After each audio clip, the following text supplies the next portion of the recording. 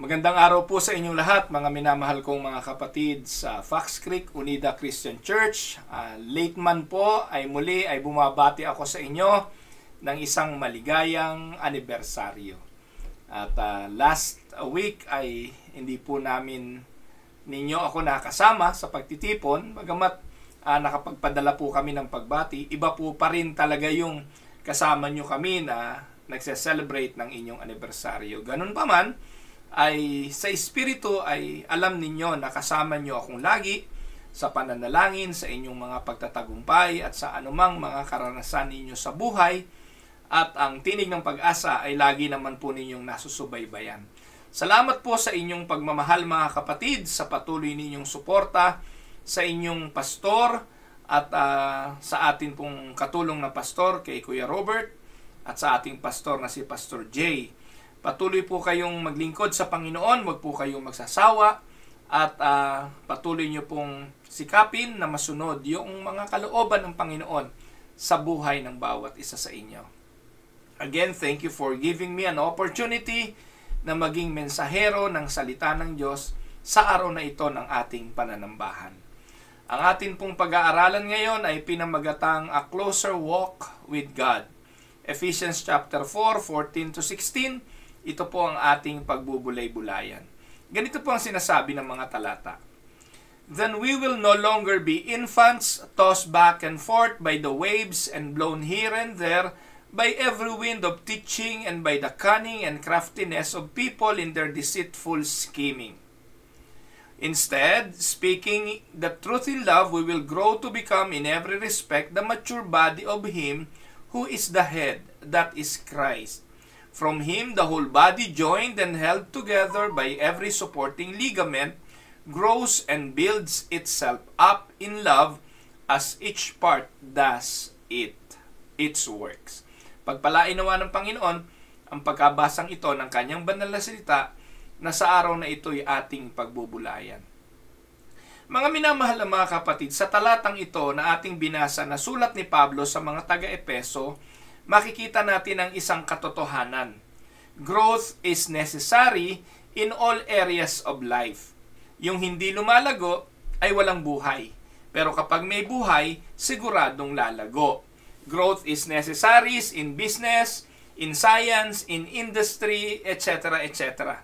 This is especially true in the lives of believers, bilang mga mananampalataya. Kapag may buhay, siguradong lalago. Ito po yung binabanggit ng Ephesians chapter 4, 14-16. Sabi ng 1 Peter 2 and 2, na po, like newborn babies, we need to crave pure spiritual milk so that by it you may grow up in your salvation.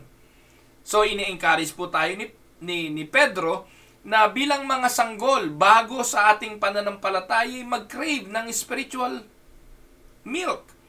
Sabi po ng Bible, hindi lang naman sa tinapay nabubuhay ang tao, kundi saan? Sa bawat salita na lumalabas sa bibig ng Panginoon. 2 Peter 3:18 ang sabi, but grow in the grace and knowledge of our Lord and Savior Jesus Christ. To Him be glory both now and forever. Sa 2 Thessalonians 1:3, ang sabi po ni Pablo din, we ought always to thank God for you, brothers and sisters, and rightly so, because your faith is growing more and more. And the love all of you have for one another is increasing. Natutuwa po si Pablo sa iglesia sa Thessalonica kasi nakita niya yung mga kapatiran at ang kanilang pananampalataya lumalago. No? They are growing. The faith is growing more and more. At ang resulta nito, yung pag-ibig nila sa isa't isa ay lumalago din. Na palatandaan po ng growing faith ay yung love sa one another is also growing. Amen po ba mga kapatid? But spiritual growth must be well-rounded or balanced. Hindi po pwedeng meron lang ibang lumalago, meron namang ibang hindi. So bilang mga mananampalataya, kailangan balance yung growth. So, the Christian must grow in knowledge, in zeal, in faith, in Christ-like character. O in Christ-like character, in good works. Naalala niyo po ba yung Luke 2:52? Si Jesus Ang sabi po doon sa Luke 2:52, pasensya na, hindi ko na ilagay sa ating PowerPoint. Pero doon sa Luke 2:52, Jesus grew, no? He grew in what? In stature, in his physical body. He grew in wisdom. He grew in favor of God. And he grew in favor of men. So ito po yung well-rounded growth ng isang tao. Jesus grew physically, intellectually, na po, he grows socially and spiritually. Dapat well-rounded. Lahat po ng bagay at aspeto ng buhay Kristiyano ay dapat lumalago. The Christian must not be full of knowledge while his disposition remains un-Christ-like.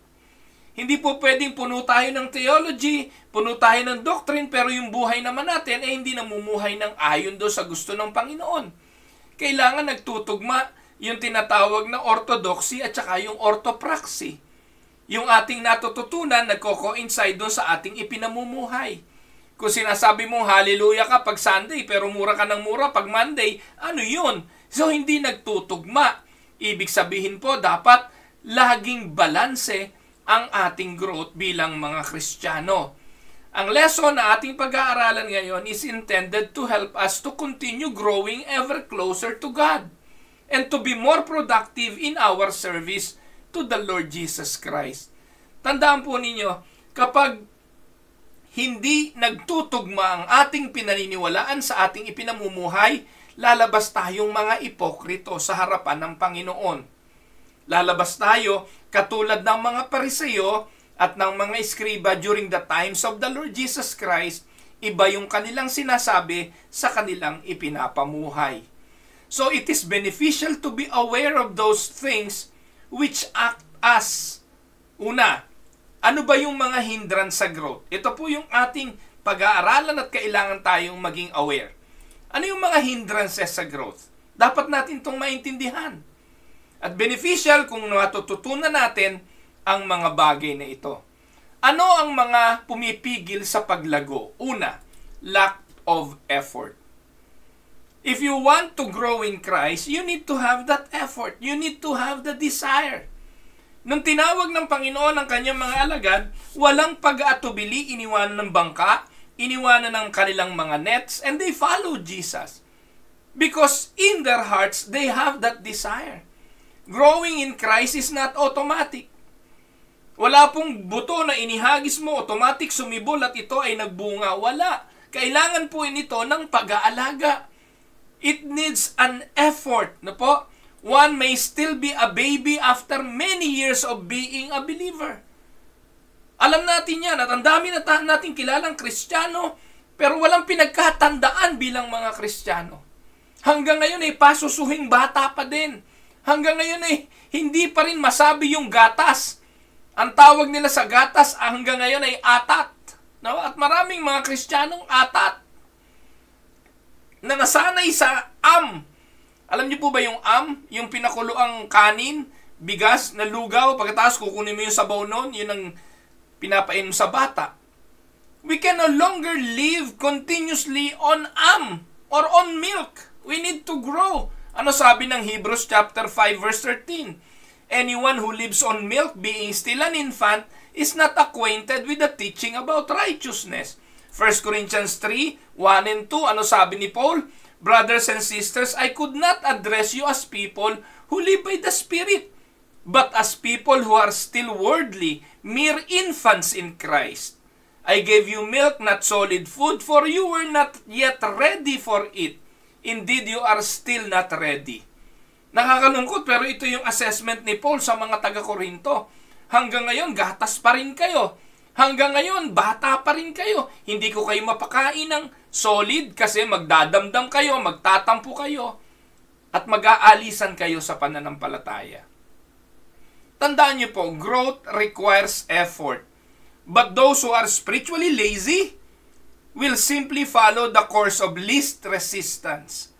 Such will forever remain babes. Amen? Kaya marami yung mga Kristiyano, umaasa lang. Hindi po, tandaan po ninyo, yung mga sanggol hindi kayang magtaglay ng responsibilidad. Ang tanging tumatanggap ng responsibility ay yung mga matured. Hindi nga pwedeng mag-asawa ang bata. Amen? Sapagkat ang pag-aasawa, it takes responsibility to be married. Amen? To have a partner in life takes responsibility. Now, if you are a baby and doesn't have the desire to take the responsibility, hindi ka po pwedeng mag-asawa. Sa buhay na ito, yun ang katotohanan. At ganun din naman po mga kapatid, hindi binibigyan ng responsibilidad ang sanggol. Kaya ang binibigyan ng responsibilidad, yung mga matured. Hindi yung iyakin. Kasi bigyan mo ng responsibilidad yung iyakin, konting problema yan, mag-iiyak yan, maglulupasay. Dahil ang isa sa requirement ng leadership, ang isa sa requirement ng responsibility ay maturity. Amen po ba mga kapatid? Nang nangailangan ng iglesia, ng mga deacons, sa mga ngalaga, sa mga pagpapakain, sa mga balo, ang sabi po ng mga alagad, ito po ay nasa Acts chapter 8, pumili kayo sa inyo ng 7 lalaking puspos ng Espiritu. Hindi po pwedeng kahit sino na lang. Importante po, nagtataglay ng mga espiritual na katangian ng spiritual maturity. Isa po sa hindrance sa growth ay lack of effort. We need to have that desire.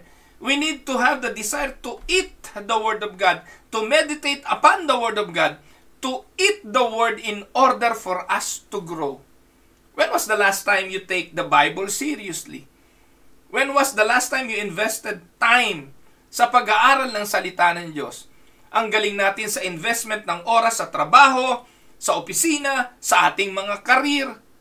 But be honest, do you spend time in studying and learning and meditating upon the Word of God?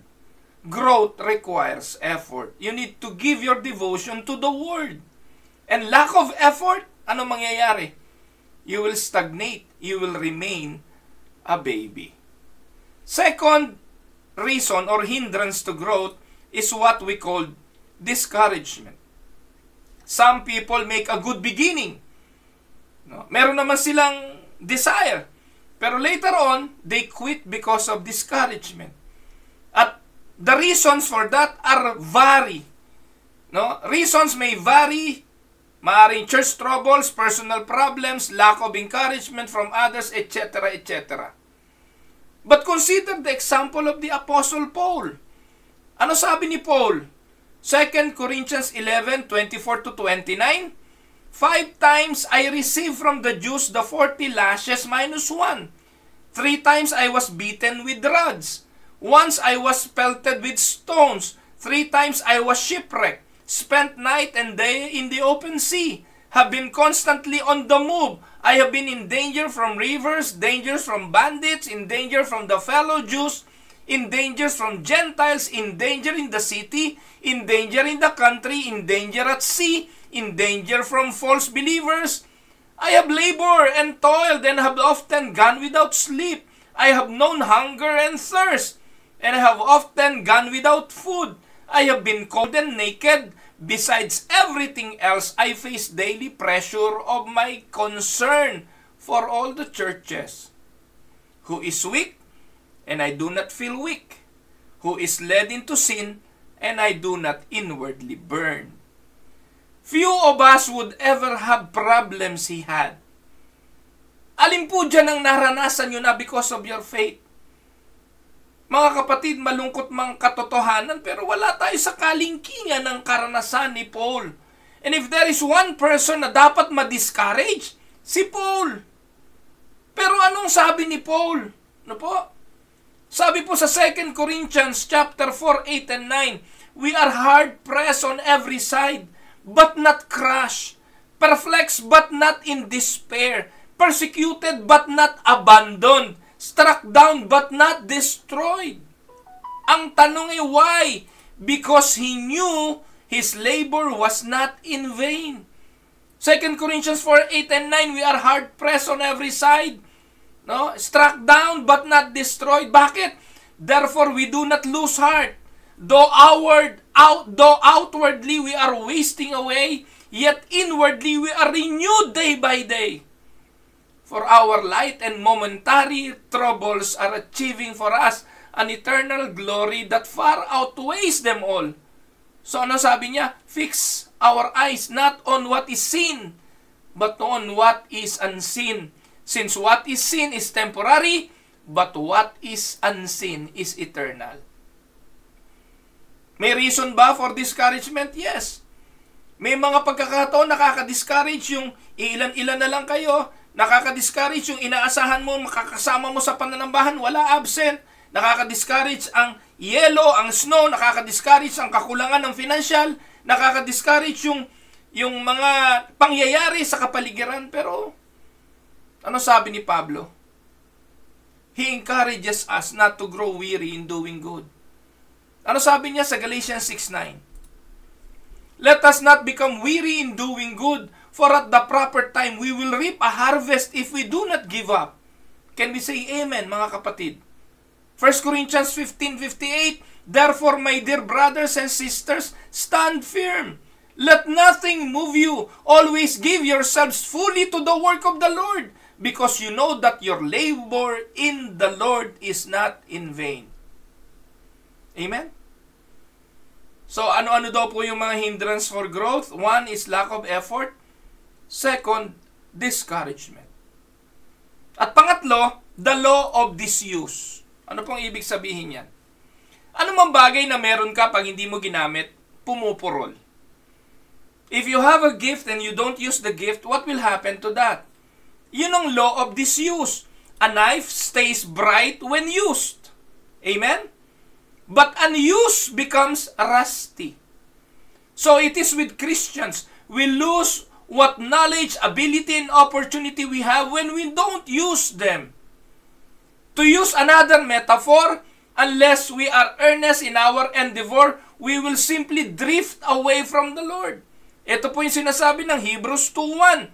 We must pay the most careful attention, therefore, to what we have heard, so that we do not drift away. Kaya yung iba, ang daling natatangay. Ang daling nahihikayat ng mga maling katuruan. Kasi yung bagay na meron sila, yung mga bagay na nasa sa kanila, yung mga turong alam nila, hindi nila ipinapangaral sa iba. Hindi nila ginagamit sa paglilingkod sa Panginoon. Mahaba-haba na rin ang ating mga pinagsamahan. Marami sa inyo araw-araw nakikinig sa tinig ng pag-asa. Marami na po kayong alam sa mga turo at sa mga doktrina. Pero lahat ng kaalaman na yan, kung nasa isipan lang at hindi natin ginagamit, wala po yung kahihinatnan. You have a voice to shout. You have a message to proclaim. You have something in you that people need outside of this congregation. Go out. Use the talent. Use the ability. Share what you have. Share the gospel of the Lord. Amen? At pang-apat na reason, hindrance to growth, ay yung tinatawag na the law of interference. Ano pong ibig sabihin yung law of interference? Alam niyo po yung mga puno, pag itinatayo, yung mga halaman, hindi po sila tinatanim ng crowded. Crops, trees, flowers do not grow well when crowded. Kaya po meron tinatawag na pagitan, no? Meron silang mga spaces. So, pag tabi-tabi na naiinis. Naalala niyo po yung parable of the sower. May mga buto na napahasik saan? Sa dawag. Sa dawagan. No? Yung by the thorns, by the thistles. Kapag doon po napahagis yung buto, sisibol siya, pero maiinis. Dahil doon sa mga dawag. Kaya nga po importante, nawawala yung mga interference. Nilalabanan natin yung mga bagay na, nagiging dahilan para tayo mainis. Sa mundong ito, talo ang inis. Hindi po ba? Pag nainis ka sa mga kasama mo sa trabaho, anong tendency? Magre-resign ka. Sino talo? Ikaw, wala kang trabaho. Pag nainis ka sa loob ng church, nainis ka sa pastor, nainis ka sa kapatid mo, aalis ka, saan ka pupunta? Ikaw ang talo. Kaya yung mga bagay na ating ikinaiinisan, yung mga bagay na sumasakal sa atin, tawag doon interference. So our spiritual growth will be hindered if we allow others to crowd out our spiritual life. Businessmen may become too busy to attend God's business. Lahat ng business meeting nandun, pero sa business ni Lord, absent. Lahat ng trabaho, present, pero sa church, absent. A woman may get so occupied with housekeeping that she has little time for God. Young people may be so busy with school activities that prayer, worship, good works, and Bible study are crowded out. Eto malupit. Yung pastor might get so tied up with meetings, administrative duties, etc. that they too do not have time to spend alone with God. And Jesus warned us about the danger of interference. Ano tong mga humahatak sa iyo, kumukuha ng oras mo, nag-i-interfere sa relationship mo with God? Ano sabi ng Matthew chapter 4, 18 to 19? Still others like seed sown among thorns hear the word, but the worries of this life, the deceitfulness of wealth, and the desires for other things come in and choke the word, making it unfruitful. So in an effort to prevent succumbing to these hindrances, bibigyan ko kayo ng payo. Suggestions for continuing your spiritual growth. Ano mga dapat gawin para magpatuloy ang ating paglagong espiritual? 1. Become active in the work of the congregation. Kung ikaw'y nasa kongregasyon at hindi ka active, simulan mo na. Begin immediately. It is important not to delay and remember the hindrances. Habang dinidelay natin, ano nangyayari? Lalo tayong pabansot ng pabansot. Lalo tayong paatras ng paatras. There is work for everyone and it is best to start with something you can handle. Kapatid, pag pumasok ka sa church, hindi mo iisipin ko anong makukuha mo. Hindi mo iisipin ko anong mapapakinabangan mo. Sana pagpunta mo sa church, isipin mo anong maiko-contribute ko dito. Even the most humble service can be source of joy for those who are doing it to pleases God. Kahit pinakasimpleng bagay, tandaan ninyo. Kapag ginawa mo sa Panginoon, nakapagbibigay ng joy. Kahit magsalansan lang ng upuan, kahit magtiklop lang ng program, kahit na napakasimpleng magbilang lang ng pera o anumang simpleng bagay para sa gawain ng Panginoon, magbibigay yan ng kaligayahan sa iyo kung ginagawa mo para sa Diyos. Amen, kapatid? Psalms 84:10, better is one day in your courts than 1,000 elsewhere. I would rather be a doorkeeper in the house of my God than dwell in the tents of the wicked. Hindi po ako may sabi niyan. Sabi po diyan, okay na akong tagabantay ng pinto ng bahay ng Diyos kesa nandun ako sa tent ng mga makasalanan. Amen? So, begin immediately. So, pangalawa, offer your service to the elders or any council members. This man will be glad to find work for you to do in keeping with your ability. Go to Pastor Jay and ask him, Pastor, ano maitutulong ko sa'yo? Pag wala ka, ano pwede kong gawin? Yung mga hindi mo kayang gawin, anong pwede kong iambag? At matutuwa si Pastor Jay kapag ganon, na alam niyang may mga taong nagmamalasakit, natutulong sa kanya sa panahon ng kanyang mga hindi kayang gampanan. Sometimes, they hesitate to call on people for work if they are not sure the people are willing. Kahit naman ako nga pastor, nahihiya rin akong tumawag, humingi ng tulong kung alam kong mapapahiya ako, kung alam kong hindi ako pagbibigyan. Pero kung may taong sasabing, Pastor, anong maitutulong ko? Anong pwede kong gawin? Matutuwa ako na ibigay sa iyo yung mga bagay na kaya mong gawin. Kaya importante, let your pastor know that you have the attitude of Isaiah. Ano ba si Isaiah? Sinabi ng Diyos, sino ang aking susugo? Ang sagot ni Isaiah, here I am, send me. We must have the willingness. Offer your service to the Lord. Amen? Isaiah 6:8. Then I heard the voice of the Lord saying, whom shall I send? And who will go for us? And I said, here I am, send me. That is Isaiah. Pangatlo, look for work needing to be done. Kayo mismo maghanap. Hindi po darating sa inyo ang gawain. Tingnan ninyo kung anong pwede ninyong gawin. Naalala niyo po ba yung isang beses na tinalakay ko sa Tinig ng Pag-asa, may nagtanong, paano po ba malalaman kung tinatawag ako sa gawain? Ang sagot ko po ay simple lang, makikita mo ang pangangailangan. Doon mo malalaman tinatawag ka kasi makikita mo yung needs. Hindi lahat ng tao nakikita ang needs. O yung iba nagbubulag-bulagan sa needs. O yung iba umiiwas sa needs. Pero pag nakita mo ang need at ikaw ang sa tingin mo itutugon sa need, that is when God is calling you to that task. Alam naman ninyo ang kwento nung yung parable of the Good Samaritan. Yung inaasahan na siyang dapat gumawa, ano ginawa? Yung priest umiba ng daan. Yung Levita umiwas din ng daan. Pero yung hindi inaasahan, yung Samaritano, nung dumaan at nakita yung taong binugbog, siya ang nakakita ng need.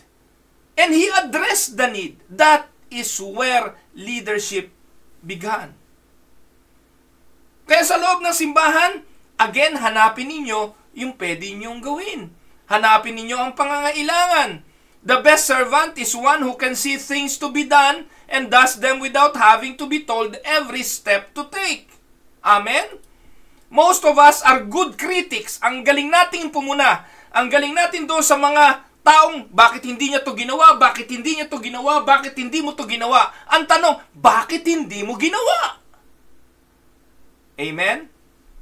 So, whenever we see things we want to criticize, take that as an opportunity to show, not to tell, how it should be done.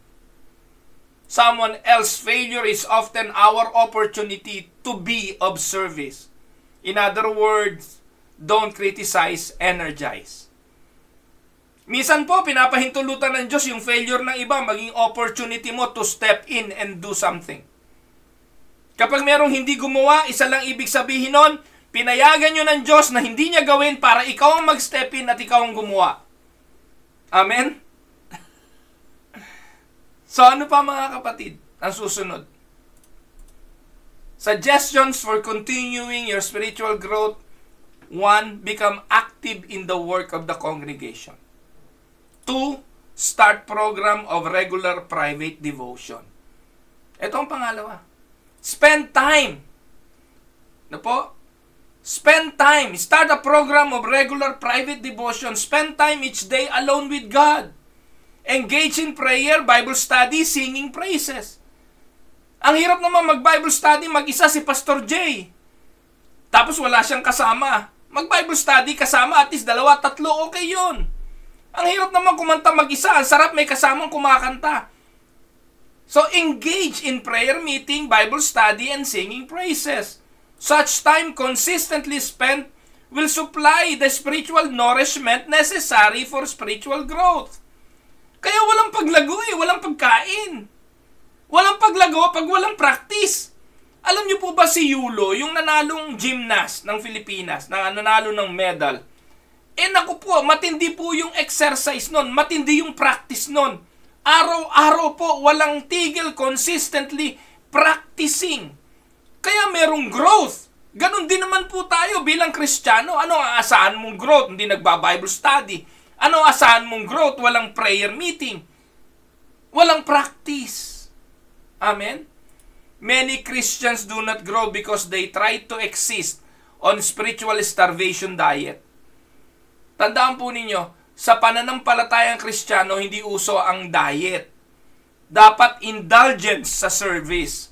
Indulgence sa ministry. Hindi nagfa-fasting. Hindi ipinagfa-fasting ang gawain. Yung fasting, pagkain lang ang pinag-uusapan doon. Kaso tayo, ang hilig natin sa pagkain, fasting naman tayo sa gawain. Minsan nga, konting gawain lang, hinahanap na natin, merienda, kainan. Mga kapatid, sorry, pero ito ang katotohanan. Many Christians do not grow because they exist on starvation diet. Amen? So, suggestions for continuing growth. 1. Become active in the work of the congregation. 2. Start a program of regular private devotion. 3. Participate in an informal Bible study group. Kabilang ka ba sa Bible study group? May small group ka ba? Meet weekly with other believers. in an informal setting to study the Bible together. And this will provide opportunity for mutual sharing and encouragement, which leads to even more knowledge and spiritual growth. Siguro sinasabi nyo, araw-araw naman nakikinig ako sa Tinig ng Pag-asa. Yes, nakakatulong yon. Pero ikaw lang yon personally. Sana yung natutunan mo ay ituturo mo sa iba. Mas kapaki-pakinabang yon. Kung natututo ka sa pakikinig, mas madodoble ang karunungan mo kung ipapasa mo sa iba. Amen? So, participate in an informal Bible study group. So, become active. Start program of regular private devotion. Participate in an informal Bible study. At pang-apat, become involved in leading people to Christ. Be involved in evangelism. Involved in leading people to the Lord. This is very important. Begin by attending the SALT class o yung discipleship class na ginagawa ni Pastor Jay. No po? Even if you don't do the actual teaching, you can do what Andrew and Philip did. They lead a friend to Christ. John 1:40-42, Andrew, Simon Peter's brother, was one of the two who have heard what John has said and who had followed Jesus. The first thing Andrew did, anong ginawa ni Andrew? Was to find his brother Simon and tell him, "We have found the Messiah." And he brought him to Jesus. May magagawa ka, kapatid. Makakapag-akay ka. Those involved in leading others to Christ rarely ever stop growing in Christ themselves. Yung hindi tumitigil sa pag-akay sa Panginoon, sa pag-akay sa tao sa Panginoon, they will never stop growing. Amen? So, ano-ano po yan? Suggestion for continuing your spiritual growth. 1, become active in the work of the congregation. Madali naman tandaan. 2, start program of regular private devotions. 3, participate in an informal Bible study or small group. Number 4, become involved in leading people to Christ. At ang panghuli, practice constant self-examination. Practice constant self-examination. 2 Corinthians 13:5, examine yourselves to see whether you are in the faith. Test yourselves. Do not realize that Christ Jesus is in you? Do you not realize that Christ Jesus is in you? Unless, of course, you fail the test. Ano pong ibig sabihin niya? The Scripture calls us to examine ourselves. Here are some questions we should often ask ourselves. And let us be honest in answering this question. 1, do you have a better Bible study knowledge than 1 year ago? Compared last year, may nadagdag ba sa'yo na biblical knowledge? Am I as interested in Jesus Christ today as when I was baptized? Have I helped someone else to become a Christian? Am I enjoying life as a child of God? Am I improving my life, my disposition, and becoming more like Christ? Do I set good example for other Christians? Am I growing in such activities as Bible study, prayer, and worship? Tandaan po ninyo, self-examination is not an easy process, but true spiritual growth is impossible without it. Amen po ba, mga kapatid?